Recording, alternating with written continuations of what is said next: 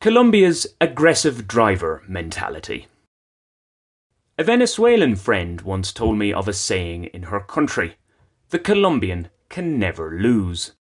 This seems to have come, for the most part, from the days when Venezuela was the ostensibly richer, more western-leaning nation, while Colombia was largely viewed as a violent backwater from which many of its citizens found refuge with the neighbours to the east. The rather desperate Colombians who did business with and settled in Venezuela couldn't be wholly trusted. They were always trying to get one over their better-off counterparts in the brother country, or perhaps that should be sibling country these days, lest one offend. So the story went anyway. Needless to say, there's a lot of generalising in such a viewpoint. As Venezuelans, many of whom are quite desperate, living in Colombia today know only too well, it just takes a few bad types to see the whole group tarred with the same brush. What's more, not wanting to lose, doing one's best to avoid defeat, is in many ways a rather good trait to have. Very often, if one doesn't stand up for oneself, he or she will be trampled upon. It must also be noted that some people, simply by virtue of where they were born, start off in life with distinct disadvantages compared to others. They have a lot more obstacles to overcome to get to what one could call a break-even line if we imagine one exists. Such comparisons are, though, fraught with complications. There are many variables at play. That notwithstanding, all of us, regardless of our situation, suffer losses at some stage in life. How we deal with these setbacks tends to say a lot about our character. Not only that, but in our interconnected, interdependent society, there are certain malignant moments when the greater good option is to accept our predicament. Wait it out until more favourable conditions present themselves. To do otherwise is not only selfish, but it can also endanger one's own life and that of others.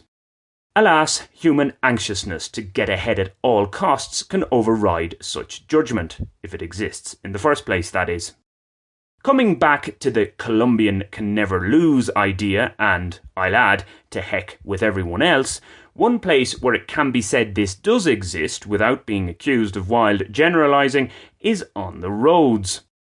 I've written previously about how otherwise kind, mild-mannered locals here turn into complete lunatics when they get behind the wheel.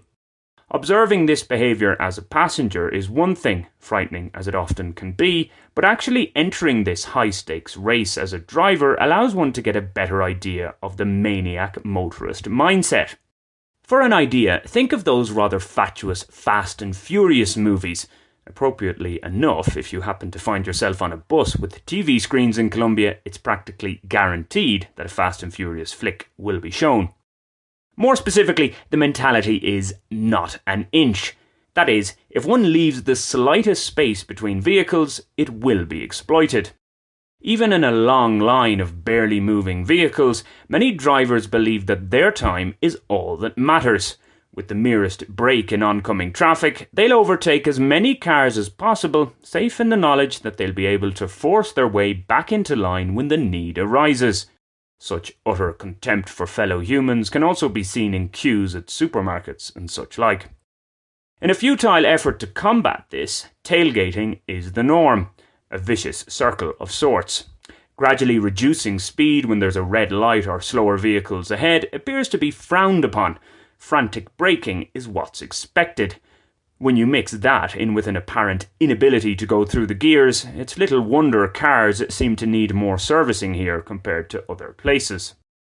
So whilst the Colombian may think that he is winning by driving in such a manner, he's actually losing. Short-term gain, long-term loss. It's a phrase that sums up many practices in these parts. Some awareness of others' needs, plus a bit of empathy, wouldn't go astray.